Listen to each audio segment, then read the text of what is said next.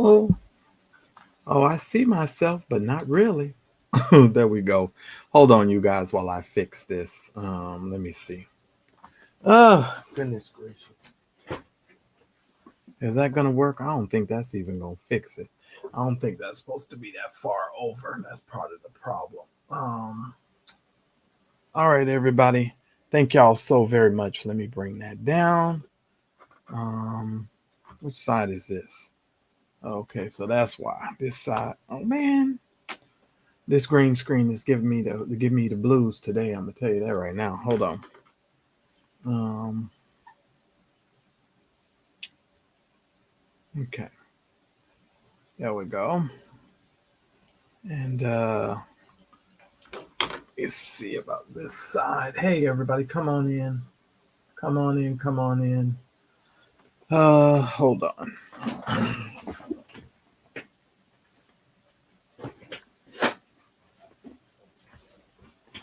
Oh boy, come on in, everybody. Come on in. Uh, come on in. Hey, April. Hey, Mary. Thank y'all so very much for being here. Thank y'all so much. I know this was kind of random, and I normally come on at about 1 o'clock during the day, but I got a little busy with my work today, and I wasn't able to come on. And so I was like, okay, well, let me just come on now, and we'll put out our information and so forth. Listen. It's been so much going on.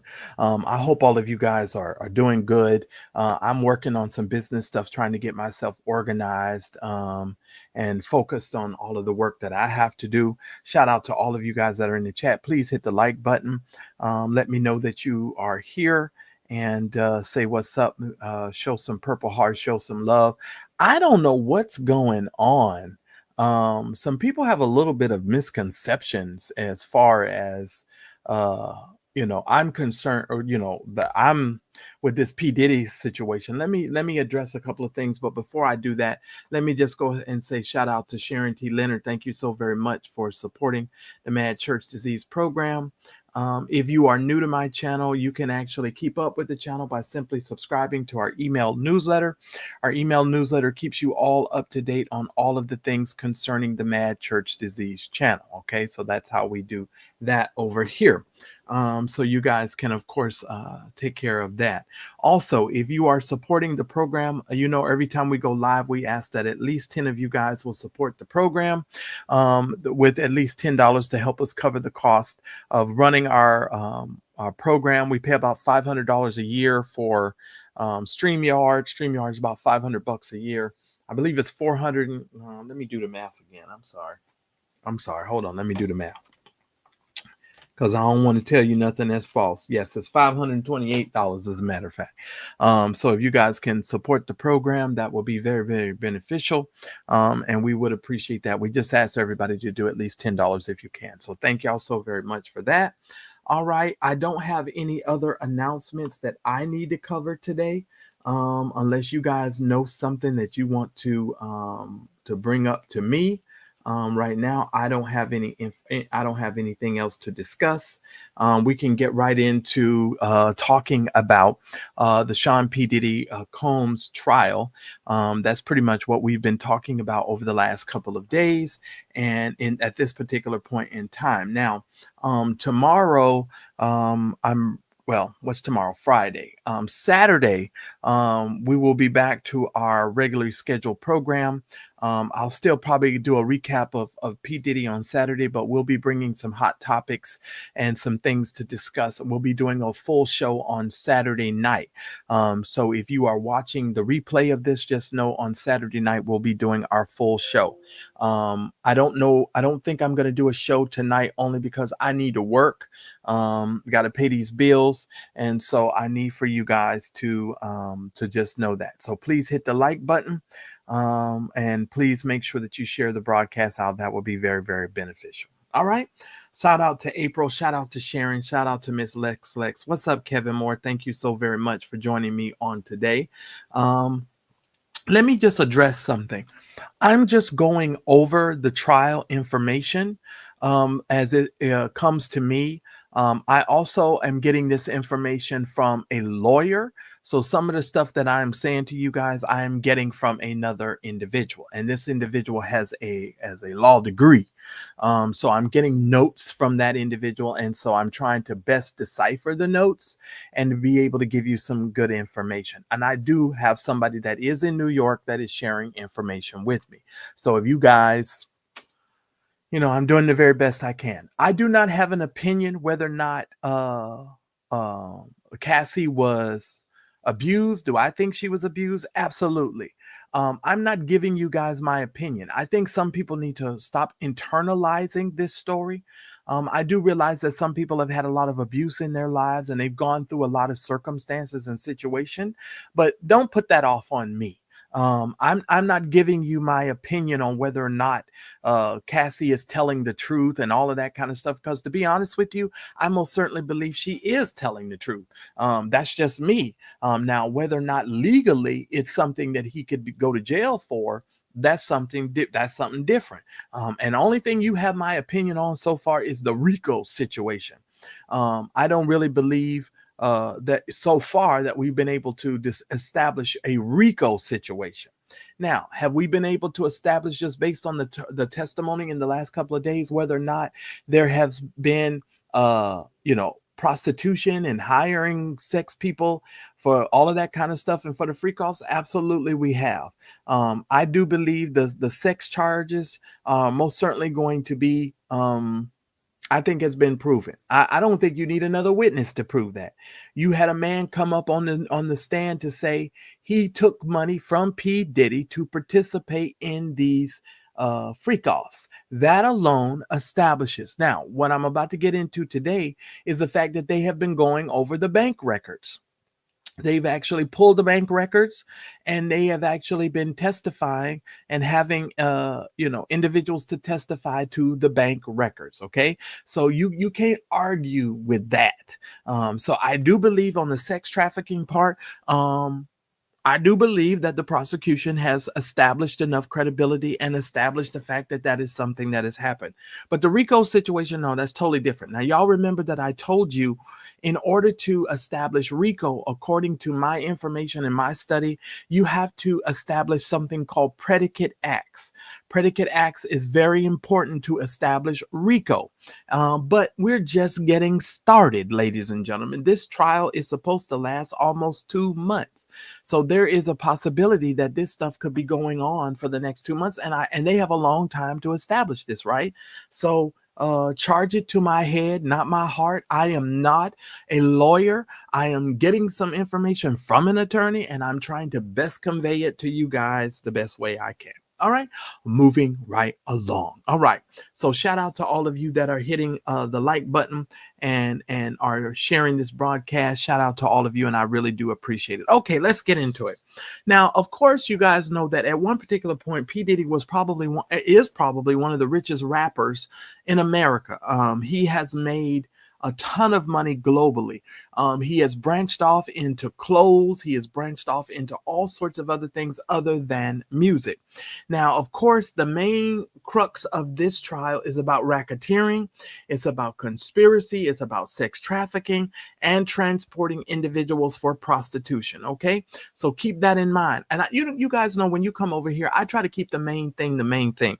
I'm not focusing in on the emotionalism of the trial. I'm just conveying the message so that we can be clear over here on what exactly is happening. Okay, so don't get in your feelings. If you disagree with something I say, you're welcome to do so. You're welcome to come up here and share why you disagree. So you're more than welcome to do that. And there's a reason why I'm saying this, because some people have attached certain things to me that they should not. That's number one. Of course, you guys know, I told you I was going to do some research about Cassie and the lawsuit that she filed against P. Diddy. She did get paid out $20 million. That's how much her payout was. She received $20 million for the case that she filed against P. Diddy. Okay.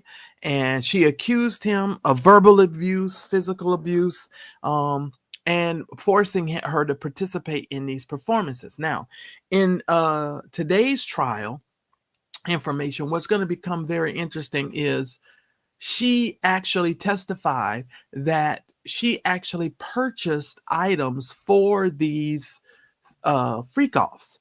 And I'm just delivering the news. Don't get mad at me for delivering the news.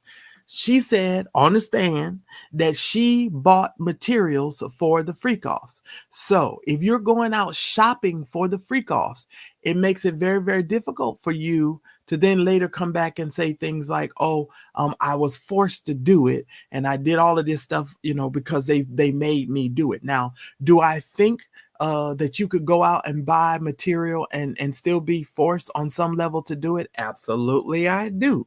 But I'm just trying to tell you from a legal standpoint, it is going to be very difficult in the court case for the jury to hear the fact that on one hand, you're saying you was forced to do something, and then on the other hand, you're saying you're going out and buying all the sex materials for the freak off.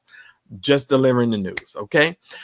He filed when she filed her civil suit against him, he settled that suit immediately. I thought I'd read somewhere that they said that he retracted it once this case came forward, but apparently she got paid out $20 million. So that's how much money she got. Moving right along, ladies and gentlemen, that's what it was. All right. Now, over the last yesterday and today, some of the key evidence in this trial, the prosecution. Well, April, that's a good question. That's a good question. And I'm glad you asked it, because I guess as a man, I'm not allowed to ask those types of questions without, people getting offended. I don't know. I don't know what's going on around here. But thank you for asking the question, April. And she could testify to that, Kevin. And I'm trying to be objective over here. Objective commentary. Let's move on. I'm a little annoyed, if y'all can't tell. But anyway, let me go on. They introduced some surveillance video. The surveillance video showed, of course, Combs throwing that vase and chasing her down. They've released the longer version of that tape is out on social media, so you guys know. It's roughly about 15 minutes of the tape, so you can actually Google that and look it up if you like. And it appears that Cassie was trying to escape one of the freak-offs, but the security guard said that he had extra footage on his video on his phone, and that's what is propelling that testimony as well. And additional footage was shown from the security guard's phone.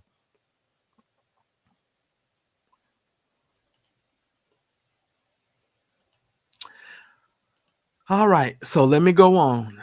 Cassie testified, which yesterday was very graphic, ladies and gentlemen. It was actually very hard for me to listen and for me to hear it. And I'm gonna tell you guys why it was really hard for me to hear it and for me to listen to it. When they started talking about blood and urine and all of that stuff, and Miss Lex, I believe you, and I know. I absolutely agree with you, Miss Lex. I absolutely agree with you. And it was just very nasty. And I had a very tough time yesterday just listening to that testimony, and just having individuals recap for me what was going on as it relates to that. The defense, P. Diddy's lawyers acknowledged the fact that there was domestic violence, but they also said that it was not tied to any sex trafficking, and that's what they were trying to establish as far as that's concerned. The security guard, Israel Flores, testified about his observations in the hotel. So he gave an account of his situation so that everybody could understand that. But here is the key, and this is the thing that I want y'all to understand on today. The financial records and cell phones and the travel documents have been seized, and they have been introduced into court yesterday and today as far as the testimonies were concerned. That includes P. Diddy's phones, that includes some of his associates' phones, as well as some of the financial statements. Okay. Hey, Regina, good to see you. Hey. Thank you. I know, right? It is early. But you know, and I've been going early because I might end up going to work later because I need to go earn some money. But shout out to all of you that are supporting the Mad Church Disease channel. I really do appreciate that. If I could get at least 10 of you guys to support the program, that would be great. And since I paused to say that, let me send a shout out to Gerald. Gerald was the last person last night to support our program. Gerald sent in his support for the program. So thank you, Gerald, for that. All right, now moving right along. So they did introduce the cell phones. They introduced the financial records, as well as the travel documents as well. Now, the phones from P. Diddy and his associates and all of that stuff came into play. What they were trying to do was they were trying to show and establish that Combs was funding and managing the trafficking operation using his resources, okay, or using his finances. So what they're saying is they're trying to show a pattern of behavior. Now, you guys remember that I told you in order to establish RICO, you have to have something called predicate acts. You have to have an initial crime, right? And then you have to have predicate acts that preceded the initial crime. Okay. And I don't know how, and I'm not a lawyer, and I wish I knew. I need to ask that other lawyer what that is at the very end when they give the jury their instructions. The way that the stuff is worded, you know, it's worded a certain way so that those individuals have to make a decision based upon how the questions have been written out and how they, you know, do that. And I have to find out what the name of that is. But, you know, that's how that's determined. So they are legally moving forward to trying to show predicate acts and showing that this was a crime. But even though, as far as I'm concerned, the only crime that we've seen and that we've witnessed is the beating of Cassie. To me, that was a crime. I'm just saying, to me, that was a crime. But you know, you have to prove this stuff legally, and I don't know. He's not on trial for he's on trial for abuse. Let me just keep the main thing. You know, he's on trial for racketeering, conspiracy, sex trafficking, and transportation of individuals for prostitution. That's what he's on trial for. And so we just have to keep that in mind. That's all I'm saying. We want to keep the main things over here. Okay. Hey, his only wifey. Good to see you here. Hey, Angel Heart. I don't know if I spoke to you already. All right. So with that being said, let me continue here with this. Cassie's testimony was really controversial. Okay, because she was pretty much portraying herself as the victim, that she was coerced into participation. But where I kind of feel like that's going to be a snag foo for her is going out and buying materials for the Freakoffs. Because she actually testified to that she actually went out and bought materials. And like I already said, I believe that you can buy materials and still be abused and still be forced into certain situation. But that's how I believe. And yes, we can all agree to disagree. Because this case isn't ours. We're not on trial. We're just doing the recap. Okay. So we can stay in good spirits, good mood, and love each other and go on about the rest of our night. Okay. Period. Point blank. Moving right along. Now, in her cross-examination, Cohen predicts that, in her cross-examination, they're going to really focus in on the inconsistencies or the evidence suggesting that Cassie was a willing participant. And that's how she got caught up with, hey, I am Courtney, when she had to admit on the stand that she went and bought stuff for these freak-offs. That is what we refer to as an inconsistent statement. Now, you don't have to like me. I'm just telling you, you cannot say, oh, I was forced into this. And then later there are text messages and other things that prove that you went out and bought materials for the freak-offs. I'm just saying that's going to weigh heavily on the jury's mind and perception when it goes into the deliberating phase. That's going to weigh in on a lot of people's mind. I just want you to understand, especially 8 men. 8 men are going to think about that. Now, wait a minute. You said this, and now the evidence is coming forth with this. So I got to weigh this. Okay. I'm just saying, we're just talking. We're adults, and we're talking how we would think if we were in the jury room. Okay.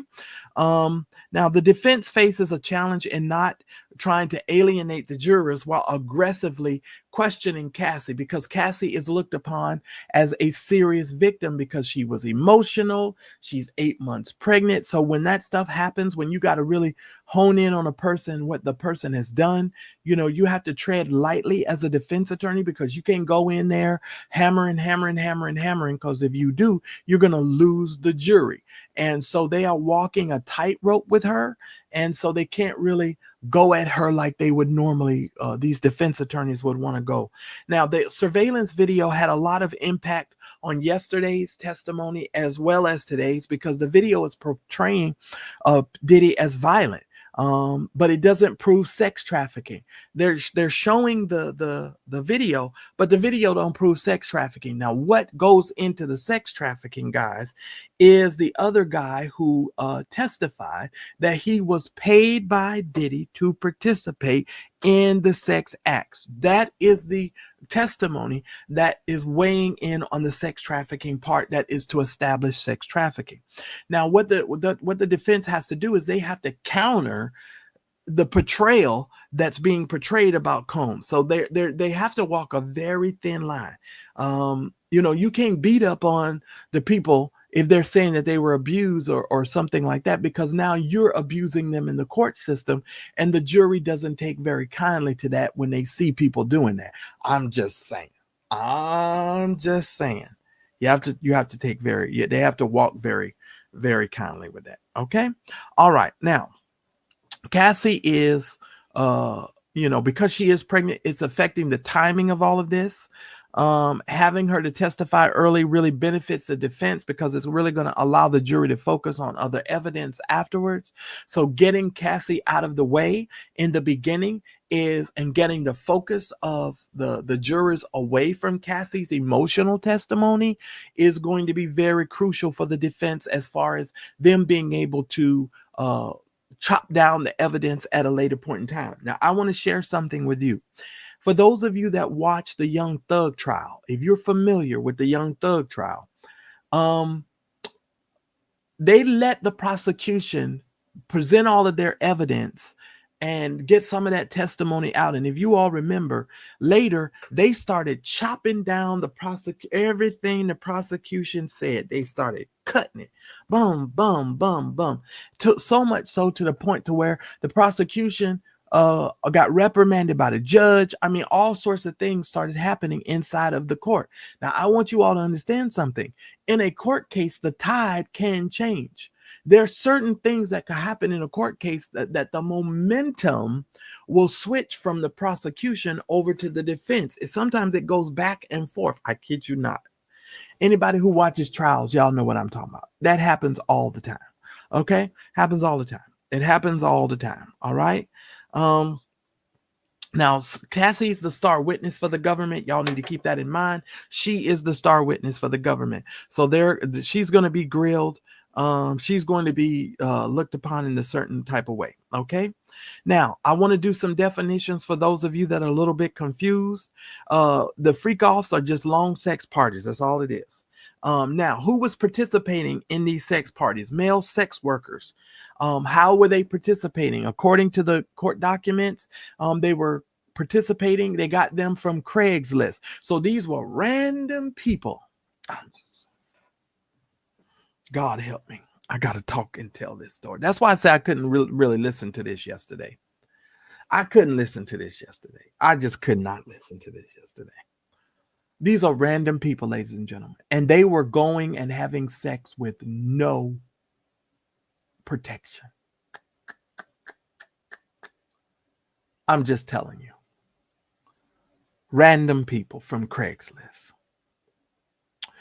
One of the sex workers testified that he controlled every aspect of the freakoffs, from arranging it to the sex to the actual acts and the use of the baby oil, as well as the timing of all of the situation. That's what he testified to. And that's how that was taken care of. And the cross-examination of that was very thorough. So you guys need to understand, we got a long road to cover here. Now, Some of the freak-offs became violent. Cassie said that in instances in the freak-offs that Diddy would actually violently abuse her during the freak-offs. So there were certain things that were done. If the camera angles weren't right or the video and the lighting wasn't right, he became very abusive and to all of that. So yeah, he became very abusive. Okay. Now they talked about they heavily talked about that videotape, and we've covered the ground about that. She's claiming that was a freak off event, and she was trying to leave. That's what she says. And she says that she was fleeing without her shoes, and she was trying to grab her belongings but she had gotten distracted. Now, according to the court records and the testimony, there was a lot of drugs involved here. That includes ecstasy and Viagra. Okay. And that's something that I talked to you guys about yesterday, because I'm sitting here saying to myself, okay, how are these people lasting? Because y'all remember that it was testified yesterday, the worker, I gotta stop saying that word. I was told I gotta stop saying that word so much because YouTube doesn't share the video as much. The worker, we'll just say the SA worker, said that if you satisfied yourself before Diddy was able to satisfy himself, he took a deduction out of the money that he was going to pay you. So he deducted money out of you, from you, if you were complete, if y'all understand what I'm saying, before he got complete. Weirdo stuff. That's all I'm saying. Weirdo stuff. Moving right along, which is very weird. A lot of times, Cassie testified that when she would leave some of these incidents, she would be nauseous and vomiting. Okay. She said, and she was vomiting from the ecstasy because she was taking, ecstasy. Okay. She also talked about, I'm just saying, and according to her, Diddy said you got to keep participating. Doesn't matter how you feel, you got to keep going and keep going. So she's saying that even though she was nauseous a lot of times that a lot of this stuff was happening, she had to keep going because P. Diddy made her. And he said because that the medicine, the ecstasy, MDMA, which is better known as ecstasy, heightened their sensitivity. So that's what she claimed. I'm just saying. Moving right along. Now, we're going to go into the control aspect of this. Combs pretty much dictated when to move between SA acts, controlling all of the timing. So they're saying he's in this room telling everybody what position to get in, where to go, where you stand, how you bend, where you move. According to the testimony, that is what they're saying. Cassie also said that she was instructed to screen the escorts using deception, and sometimes she would use pseudonyms. So she would use false names to try and trick the escorts in certain ways so that, they could do certain things. And I guess so they can get away with, not having to pay them their full money. So all kinds of stuff was being done in this whole situation. Okay. All right. So just so that you know. All right. So let's talk a little bit about this. Okay. So the video, of course, was shown to the jury. She, like I said, Cassie said she tried to leave, but she couldn't leave. So that was a whole mess. Also, she said that she sought his approval before moving a lot of times to the next SA act. So if there was another position that she wanted to take, or, she would also seek his approval to see if it was okay if she changed the SA position. Can you imagine the mess that was going on in this here room? You know why I keep saying that? Because they in love with the cocoa. Wait a minute. These people are disgusting. That's why I couldn't even listen to any more of this yesterday. I was like, okay, that's just nasty. These people are nasty. That's all I'm saying. That is it. That is it. Moving right along. Let's go here. It says they actually had nicknames and disguises that were used during these setting up these situations as well as during the situation. Um, Cassie's nickname was Jackie Star, and P. Diddy's name was Frank Black or Frank White. So they had aliases that they would use. So she was Jackie Star and he was Frank Black or Frank White. Uh-huh. Isn't that interesting? Now to be frank, no, I'm playing. Y'all know I'm a goofball. Let me pause for just a minute. Y'all know I tickle my goofy self. Oh Lord, this is hilarious. They did employ masks and wigs. They were worn to hide their identities. Neither Cassie nor P. Diddy revealed their true identities openly. So if you came to the Freakoff, you might have been dealing with those individuals without even knowing you were dealing with them. Shout out to Kevin Moore for your super sticker. Thank you so very much for helping us and supporting the Mad Church Disease program. If I can get at least 9 others of you to support the show with at least $10, that would be beneficial and help us continue to do these programs, etc., etc. All right, guys, thank y'all so very much. So they had mask and wigs. So at any given moment, ladies and gentlemen, you would have had P. Diddy up in there. You would have had P. Diddy in this situation, and you would not have even known that P. Diddy was the one wearing the mask, that he was the one, him and Jackie Star was the ones up in there with the mask, and that you were participating in a freak off with them. Welcome to the Mad Church Disease channel, a channel dedicated to our forgotten brothers and sisters throughout the ages. Want to stay connected to me and the Mad Church Disease community? Well, then join our email community newsletter. Stay in the know with all the updates and fresh content that is created for this channel. It's time you join the private community for the revolutionary family, where we can talk and laugh all in a space that's safe with a no judgment zone.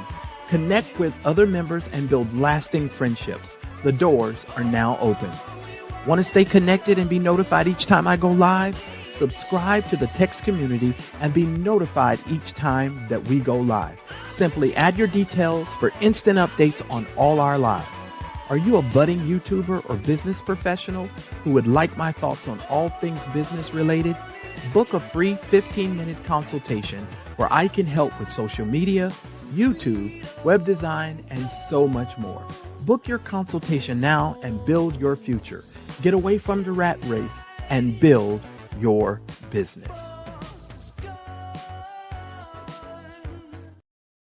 Shout out to all of you guys that are supporting the Mad Church Disease channel. Please make sure that you hit the like button if you have not done so.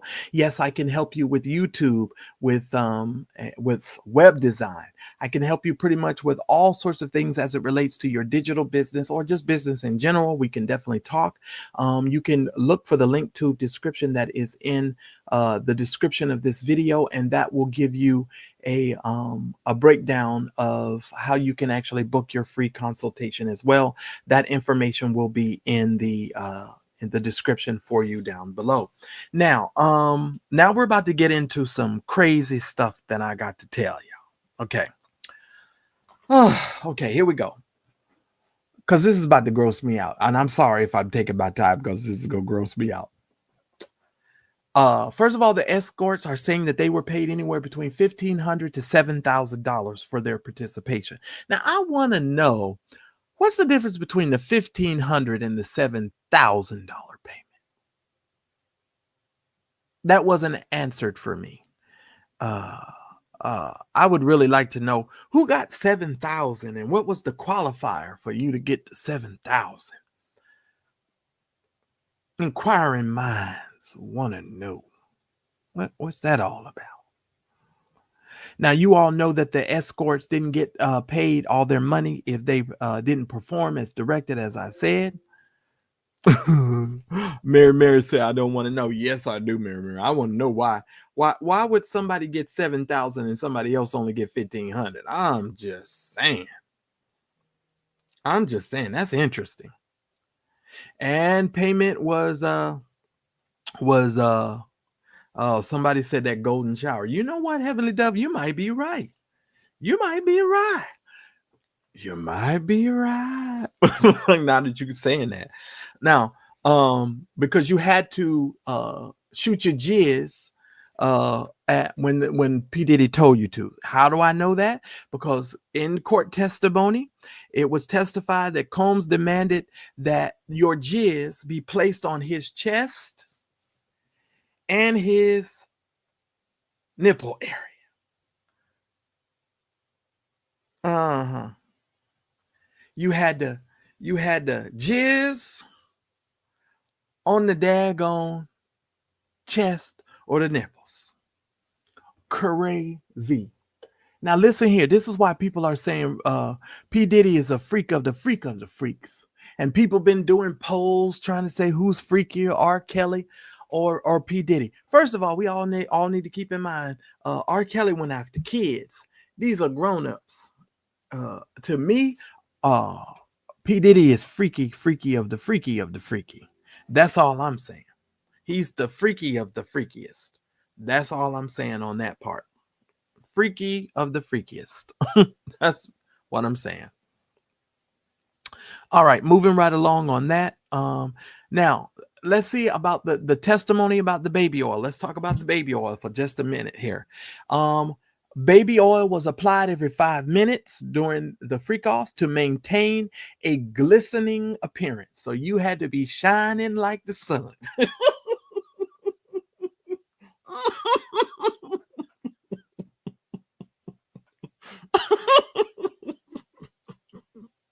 You had to look like a greased pig at a county fair, because every 5 minutes they was stopping and they was shining you up, slicker. I'm just saying. P. Diddy insisted on on extensive use of the baby oil, explaining that it was a preference of his and he felt that it was necessary. Okay. So that's the testimony that was given by Cassie and the other individuals. Now, there was around 10 large bottles that could be used in a typical freak-off. So they had 10 bottles of baby oil. You know, when I was growing up, when we would take road trips, did y'all ever sing this song? One bottle of beer on the wall, one bottle of beer. You take one down, you pass it around. One bottle of beer on the wall, two bottles of beer on the wall, two bottles of beer. You take one down, you pass it around. Y'all remember the old song that we used to sing? Why every time they keep talking about these darn baby oil bottles, that's the only song that comes to my mind. One bottle of baby oil, two bottles of baby oil. You take one down, you pass it around. That's literally the only song that comes to my mind when they start talking about this baby oil. I'm just saying. 10 bottles per freak off. I'm just saying. All right, let's talk about a couple of other things that was mentioned. Cassie said that it was an elaborate setup, including a blow-up pool filled with baby oil. They did that at the Beverly Hills Hotel. Now, can I just say something here, ladies and gentlemen? Let me talk about myself and tell on myself a minute here. I'm a grown man. I have seen a lot of things in my life. And as I said, one of the sad things about some men is they don't get some of these concepts out of their mind. If you've ever seen an X-rated movie, in these X-rated movies, a lot of times you will see these people oiling themselves up, and you will see them getting in these baby pools and sliding all around and having sex in these pools and things like that. I'm sorry, I keep using the S word. Ladies and gentlemen, listen to me carefully.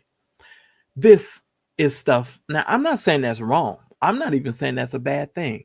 What I am saying is when you got to constantly at 50 years old be renting hotel rooms and blowing up swimming pools inside the hotel room and throwing and filling up the pool, the rubber pool up so you can go sliding around in there. That's just says to me something is wrong with you. Me personally, that's how I'm taking it. I'm going to be really honest with you. That's how I take it. Now, some people may not take it that way, but that is literally how I take it. I think something is wrong with you mentally. Something is off with you as a man. Now, I can't speak about you ladies. I can just talk about me. Something wrong with you. Something wrong with you, dude. If you were telling me, oh man, I wish my friends would come to me with some foolishness like that. Tomorrow, yeah, we went to the hotel and I filled up the pool, the plastic pool.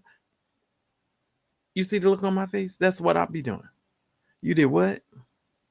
Oh, hey, what's up, K Rich? That lets me know in a minute you and I are not gonna be friends. That's literally what's about to happen. You and I are not gonna be friends no more, because that's not gonna happen. Shout out to all of you that are supporting the channel. I really do appreciate it. I don't know if you guys are using the right Cash App. Let me see.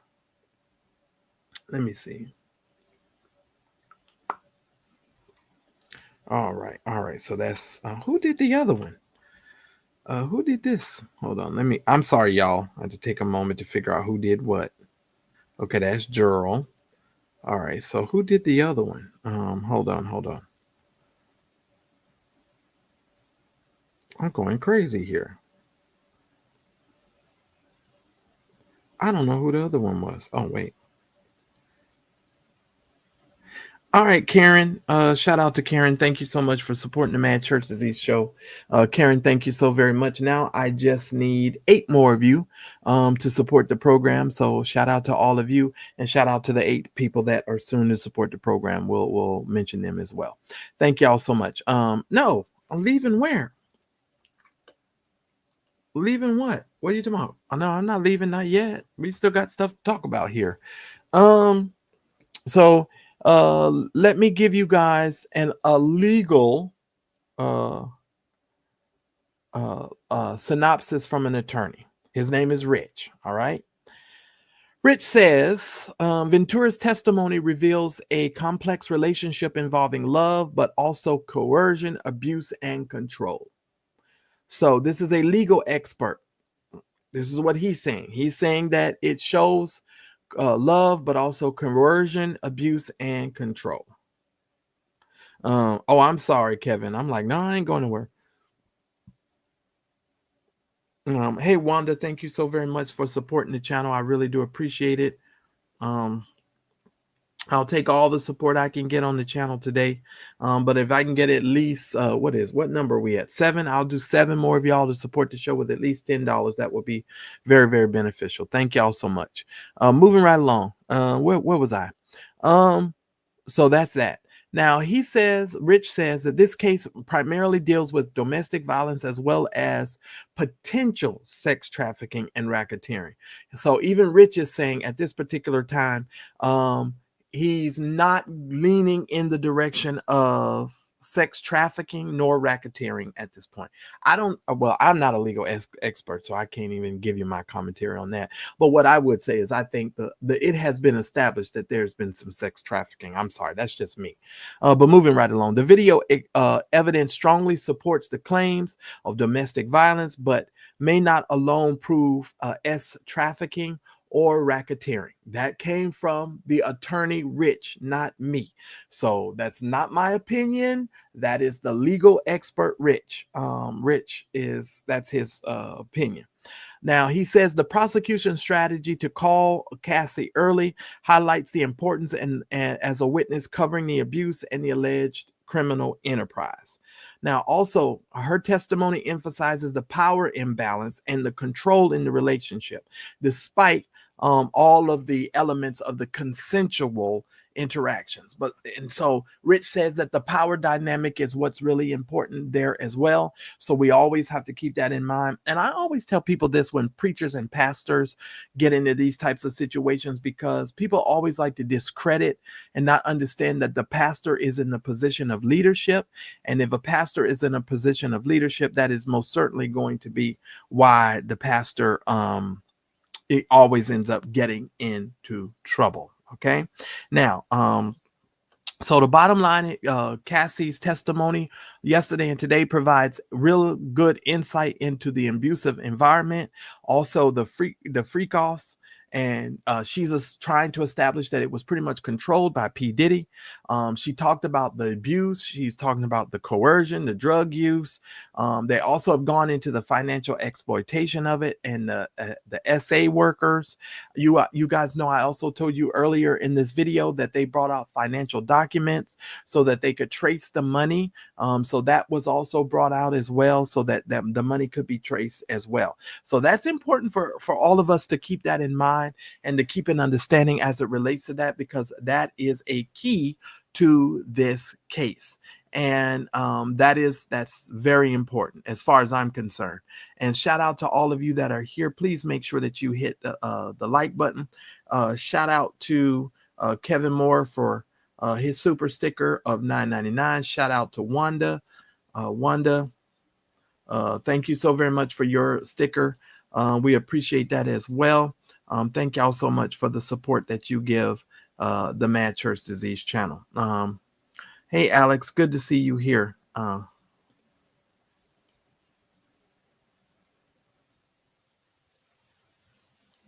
Yeah, and I know that's exactly what I was saying, Daryl. Literally, that's what I was saying. And that's what I've been saying. I said that yesterday, and I'm gonna say it again today. Let me see. Somebody said they sent something on Cash App. I better pay attention. All right. Thank you, Mary. So now we only need 6 more people to support the program. You guys can do at least $10. That would be great. But Daryl, I agree with you. And I said yesterday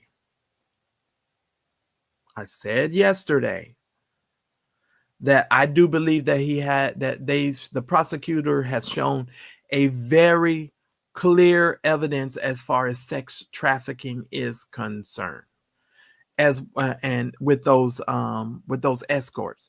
But pulling people from Craigslist, I'm sorry, you all, that is just the most not in totality, Alex, not in totality, but they've definitely proved certain elements of their case, I feel. Now I feel like there are probably going to be more things to solidify, because just like I said earlier in the video, we still have about a month or another month to go with this trial.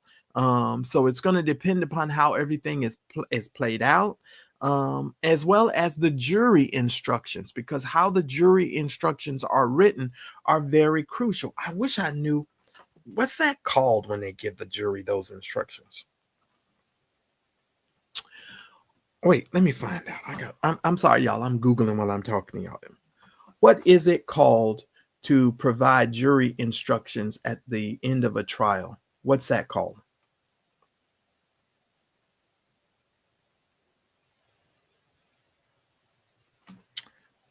Okay, of course it's called to the judge's charge. But the way that they do it, no, wait a minute, that's not really what I want to know. What are the final questions presented to a jury called?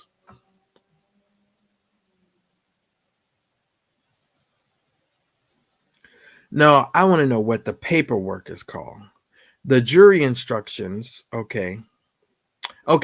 So when they give them the jury instructions, because I'm all over the place with that, when they give them the jury instructions are agreed upon from the defense as well as the prosecutor. They come together at one particular point at the close of the case, and they put together the instructions. Right now, I don't know about that, Kaylin. I'm not gonna make any judgment, because people keep jumping on me every time I say something around here. I don't know what's wrong with folks. And yeah, I'm somewhat in my feelings about that. I have to be honest with you, because I'm trying to stay objective in this situation, and I don't know how people keep trying to make me have conclusions about things, because I'm watching it and hearing this stuff just like you hearing it, and I'm just trying to report the information so that we're clear on some stuff. And that's all I'm doing. That's it. I don't know. I'm not saying whether Cassie's right, Cassie's wrong. I'm not saying whether Diddy is right, whether Diddy's wrong. All I'm saying is Diddy's a freak. That's what I'm. Them Freakoffs had the right name. Diddy's a freak. You can't say no more that Diddy's not a freak. Diddy is a freak of the week, of the league, freak of league of the week. And what was the name of that girl that he was dating one time? That he had her on his TV network, and he was traveling around with that little dark skinned pretty girl. What's that dark skinned girl's name? Because she ain't nowhere to be found. What was that girl's name? I don't remember her name.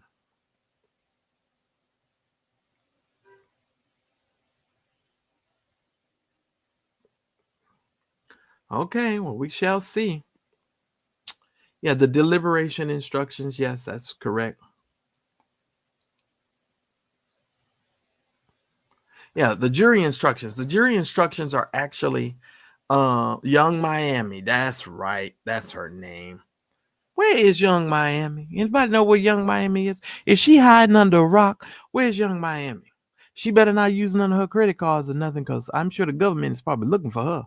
They probably gonna drag her into court next. This is a crazy case. I'm just saying. This whole case is crazy to me. I'm just telling y'all. This whole case is nuts to me. But yes. I believe where we at now? I done lost count. Where we down this? About 6 or 7 of y'all. If I can get 6 more of you guys to sow at least $10, that'll help us meet our goal for the day. Please, Young Miami. Yeah, right. No, I know for the government's case, Cassie is the number one numero uno.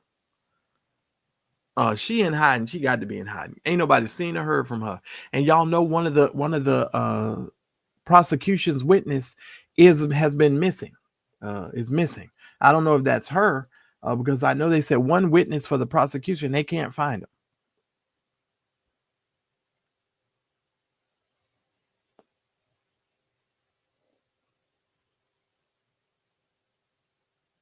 Yeah, I know that's what they said.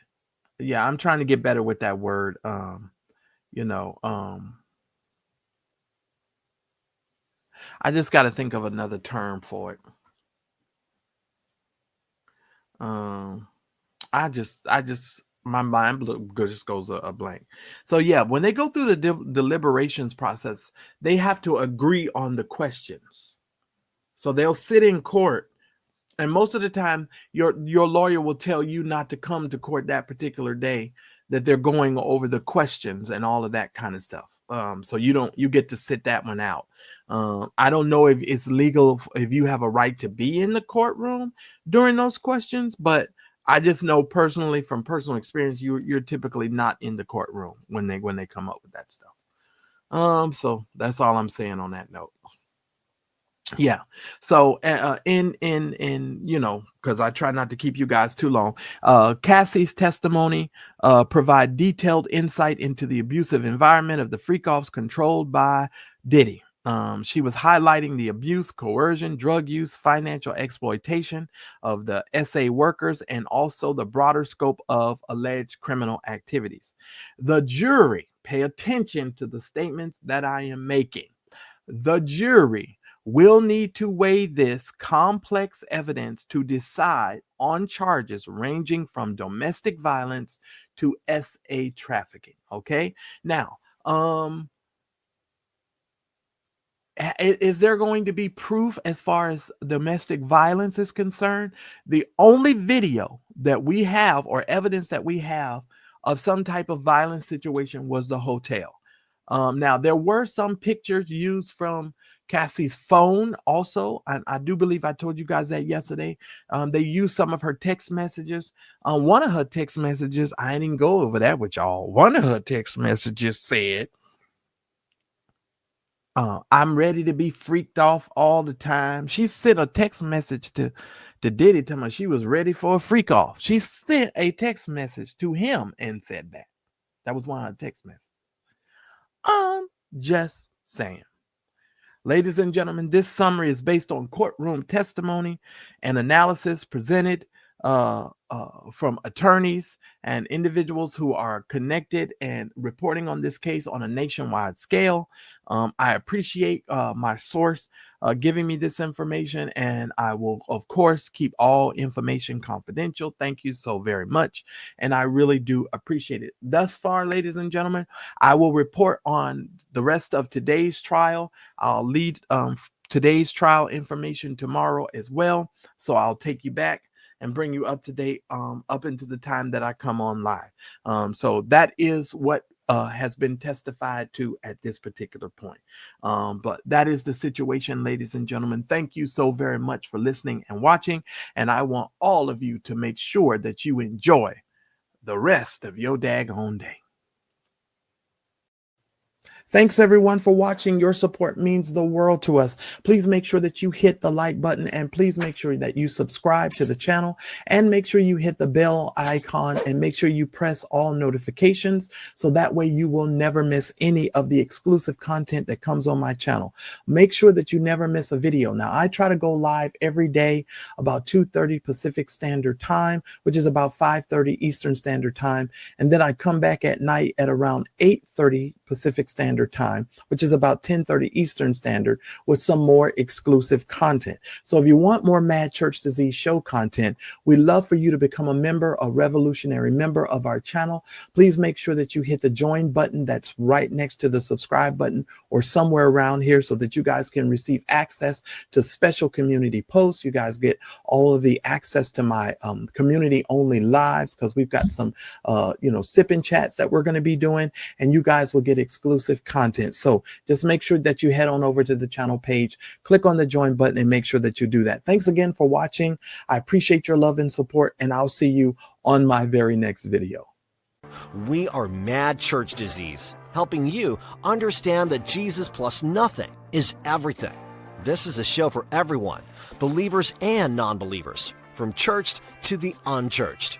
Help us grow the channel by supporting our non-profit causes and create more consistent content. Donate by Cash App or PayPal, or buy us a coffee at buymeacoffee.com.